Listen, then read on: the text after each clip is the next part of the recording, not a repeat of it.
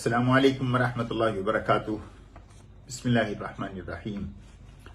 नहमदुहु व नुसल्ली व नुसल्लिमु अला रसूलिही करीम, अम्मा बाद। अपना हांगकांग नेटवर्क के थ्रू जो सवालात मौसूल होते हैं, इस हफ्ते के हमें 3 सवाल मौसूल हुए हैं। सबसे पहला सवाल यह है कि क्या इस्लाम में औरत को शौहर से अलहदगी हासिल करने की इजाजत है। इस सिलसिले में मैं मुख्तसर अर्ज करूं, अलहदगी या तलाक, इसको इस्लाम पसंदीदगी की नजर से नहीं देखता।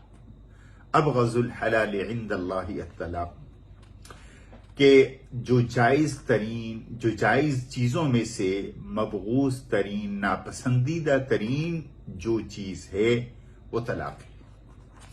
दुनिया के अंदर कुछ मज़ाहिब ऐसे हैं जो तलाक के हवाले से इतने सख्त हैं कि उनके यहां तलाक की गुंजाइश है ही नहीं। बस जब शादी हो जाती है उसके बाद चाहे आपको पसंद है नापसंद है, जिस तरह के हालात हैं, तलाक नहीं हो सकती। चुनाचे इस तरह के सोसाइटी और मुआशरे में जो मसाइल सामने आ रहे हैं वो हर एक के लिए वाज़ेह हैं। असल में ज़ाहिर है ये गैर फितरी चीज है। यूं तो खैर कोई भी मजहब ऐसा नहीं जो इंसान को अलहदगी या डाइवोर्स की तलकीन करे। इसके मुकाबले में दूसरा एक्सट्रीम ये है कि हर एक को मर्द और बीवी, मर्द और औरत में से दोनों को इजाजत है, जब चाहें जिस वक्त चाहें एक दूसरे को छोड़ दें, तलाक दे दें। इन दोनों के माबैन जो एक मुतवाजिन और एतदाल की राह है वो इस्लाम की है। इस्लाम ने प्रोविजन तो रखी है लेकिन उसको नापसंद करार दिया है। अब औरत को मर्द से जान छुड़ाने के कई सूरतें हैं और सबसे पहली सूरत यह है, पहली बात ये ज़हन में रखें कि अल्लाह ने तलाक का हक मर्द को दिया है, लेकिन ये मर्द औरत को तलाक का हक दे सकता है। ये सबसे पहली प्रोविजन है।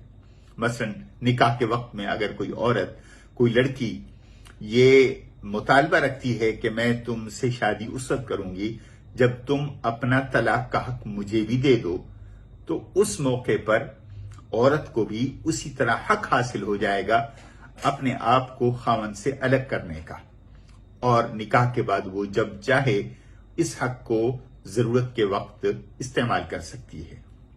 एक पहली सूरत तो ये है। दूसरी सूरत ये है कि ये हक के तलाक उसने निकाह के वक्त में नहीं लिया।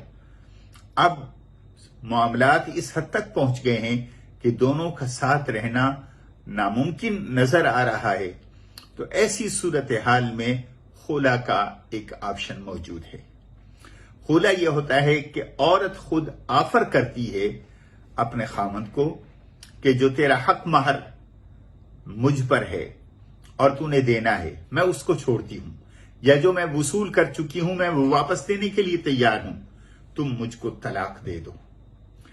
मर्द कहे कि मुझे कबूल है, तो ये खुला होता है। इस तरीके से दोनों का आपस में सेपरेशन या अलहदगी हो जाती है, तलाक हो जाती है, तलाक बाइन होती है। तो दूसरी सूरत ये है। तीसरी सूरत होती है अदालत के थ्रू, कि औरत और मर्द इस नतीजे या इस मकाम पर पहुंचे हैं कि दोनों का साथ रहना नामुमकिन है, और औरत फिर अदालत के पास जाती है और वो सबब या रीजन लेके जाती है। उसमें शरीयत ने कुछ रीजन मुकर्रर की हैं जिनकी बुनियाद के ऊपर एक मुसलमान जज को ये इख्तियार होता है कि इन दोनों का आपस में निकाह खत्म कर दे। इसको फस्ख निकाह या तंसीख निकाह कहते हैं।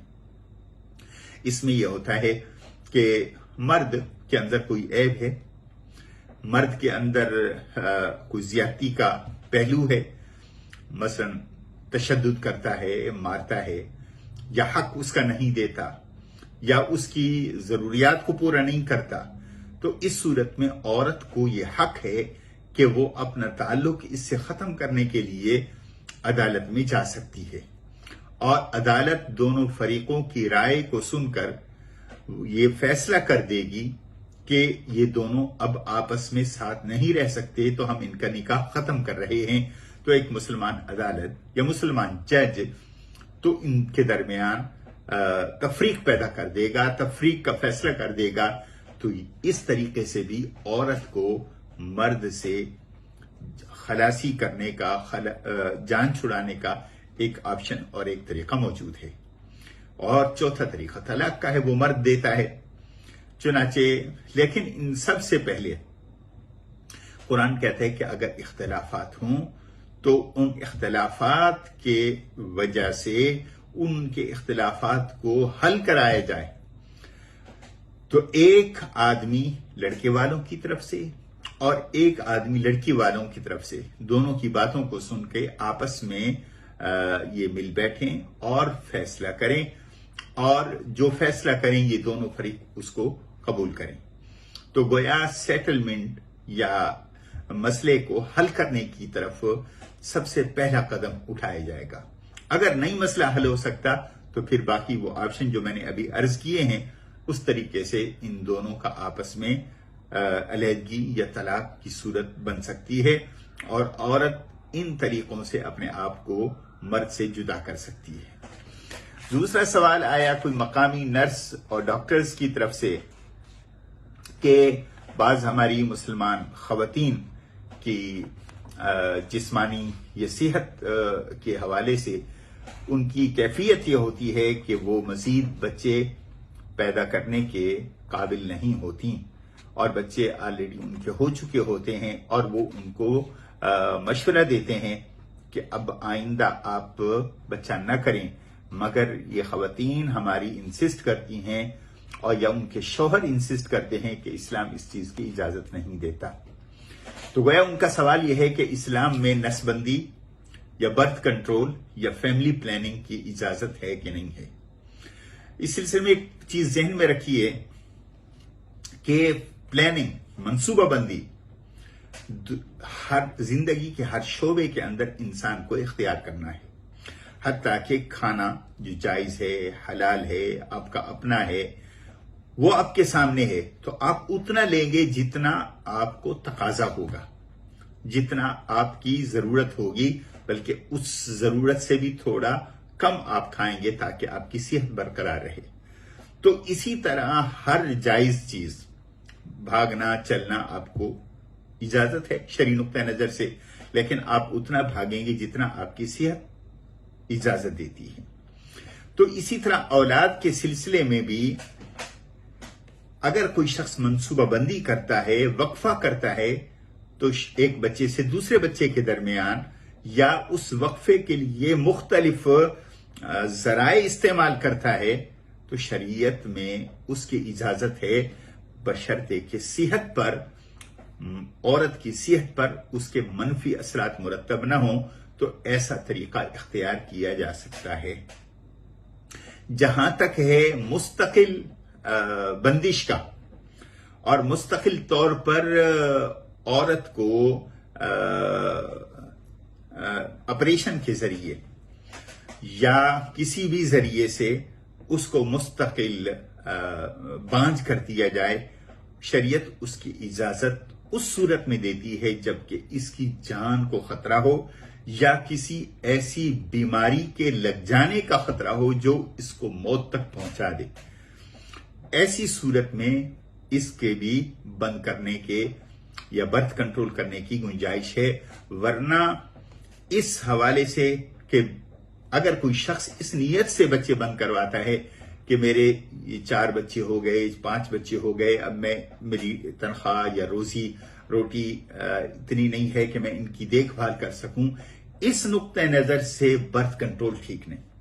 ہاں، صحت کے نقطہ نظر سے اگر عورت کی صحت اجازت نہیں دیتی، بیوی کی صحت اجازت نہیں دیتی، اور ڈاکٹر یہ کہتے ہیں کہ مزید بچے ہوئے تو جان جانے کا خطرہ ہے، یا ایسی بیماری لگ جانے کا خطرہ ہے جو مہلک ہوگی اس کے لیے، تو ایسی صورت میں اجازت ہے وہ بند کرا سکتی ہے۔ خاتون مردوں کو اس حوالے سے زبردستی نہیں کرنا چاہیے، بلکہ جیسے ڈاکٹر ایڈوائز کریں ویسے کر لینا چاہیے، لیکن صرف اس نیت سے کہ روزی کم ہو جائے گی یا روزی نہیں ہے یا مکان چھوٹا پڑے گا، بچے زیادہ ہو جائیں گے، تو اس نقطہ نظر سے بند کرنا ٹھیک نہیں، لیکن صحت کے پوائنٹ آف ویو سے گنجائش ہے۔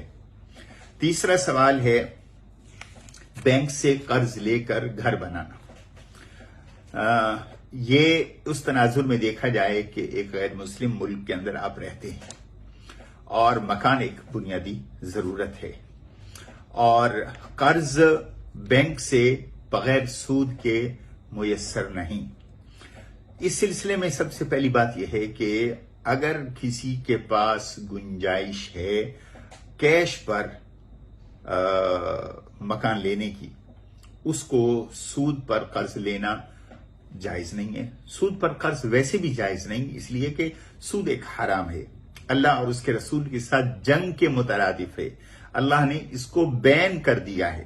حضور علیہ الصلوۃ والسلام نے سود لینے والے، سود دینے والے پر لعنت کا ذکر کیا ہے، اسی لیے حتی الامکان اس سے بچنا ہے۔ تاہم جو فتویٰ یہ بھی ہے کہ اگر کوئی شخص مجبور ہے، رہنے کے لیے مکان نہیں، اور اپنے ذاتی رہائش کے لیے، بزنس پوائنٹ آف ویو سے نہیں، اپنے ذاتی رہائش کے لیے مکان جو ایک بنیادی ضرورت ہے اس مقصد کے لیے لینا چاہ رہا ہے، اور پیسہ بھی اس کے پاس نہیں، اور کوئی ادھار بھی اس کو دینے کے لیے تیار نہیں کہ اس پیسے سے یہ مکان لے سکے، تو قرض بینک کے علاوہ کوئی صورت اس کو نظر نہیں آتی، اور بینک میں بھی نظام غیر سودی بینکنگ کا نہیں ہے، میسر نہیں ہے، تو ایسی صورت میں یہ قرض لے لے اور ساتھ ہی استغفار کرے۔ اللہ تعالیٰ سے امید ہے اللہ تعالیٰ اس کی اس مجبوری اور پریشانی کی وجہ سے اللہ تعالیٰ اس کو معاف فرما دیں گے۔ اور ایک پروویژن اگر ہے، بالخصوص اگر گورنمنٹ کی طرف سے مل رہی ہے، تو اس کو اویل کر دینا چاہیے، اس لیے کہ جس طرح کھانا ایک ضرورت ہے، پینا پانی ایک ضرورت ہے، اسی طرح رہائش بھی ایک ضرورت ہے، لباس بھی ایک ضرورت ہے، تو اگر یہ اور بنیادی ضرورت ہے، اس بنیادی ضرورت کے لیے اگر یہ شخص قدم اٹھاتا ہے جبکہ اس کے پاس کوئی دوسرے اور آپشن نہیں ہے، تو اللہ تعالیٰ سے استغفار بھی کرتا رہے، اللہ تعالیٰ سے امید ہے اللہ تعالیٰ اس غلطی کو جو کہ مجبوراً کی گئی معاف کر دے گا۔